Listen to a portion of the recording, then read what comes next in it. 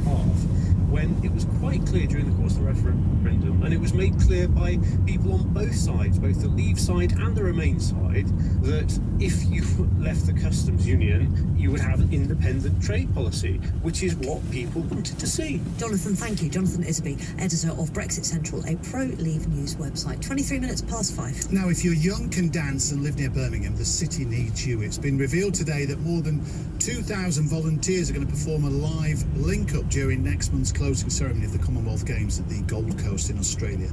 So they want people aged between 16 and 25, and they need them quicker. There are less than 6 weeks to go. Phil Mackey is here to tell us more. Phil, first of all, standards. Do they be able to need to do the tango or the okie dokie? Where are we setting it? Yes, I'd say I only manage one of those three. I'm not young, I can't dance. I do live relatively near Birmingham, so I guess I'd Give someone a lift. Yeah, exactly. Yeah, perhaps that's my best use there. So they're looking at 2022 dancers. It's the year 2022, so that's what they're trying to do with that.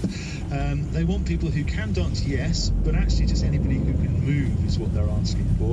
And the idea is that on Sunday, April the 15th, which is when the closing ceremony is going on the Gold Coast, they hand over, don't they, for a little bit of those closing ceremonies to the next city that's going to host the games. In this case, it's Birmingham, and there'll be a little segment, including people from Birmingham who'll be over there, and then this live link up, which I think will involve the dancers appearing at well-known landmarks across the city and perhaps across the region, although they wouldn't really give us any clues as to exactly what would be going on the day. Now, I had a look at the segment that was from the previous Commonwealth Games handover from Scotland to the Gold Coast, and it was pretty underwhelming. So they've got quite a low bar to meet, luckily, because they haven't got much time, because obviously Birmingham only found out that it was going to be hosting the Commonwealth Games in 2022 in December. So it's all a bit of a hurry, but they're confident they'll do it. I've been speaking to several people involved in this, including the choreographer here and one of the people who'll be performing in Australia.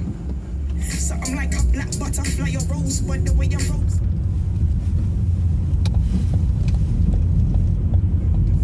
You're going to be representing the city. Yeah, no pressure, but I'm so excited and I'm so ready for it. Like, as soon as I got told, I was like, when are we flying out? So I'm proper excited. What do you think it'll mean for people growing up in Birmingham, having this big event taking place here? Hopefully it will give a lot of people a lot more encouragement and just really showcase to people that don't know much about Birmingham as well.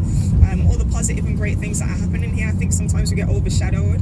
A lot of my music is literally about Birmingham because it inspires me so much. The city, I'm always trying to be like a positive representative for Birmingham.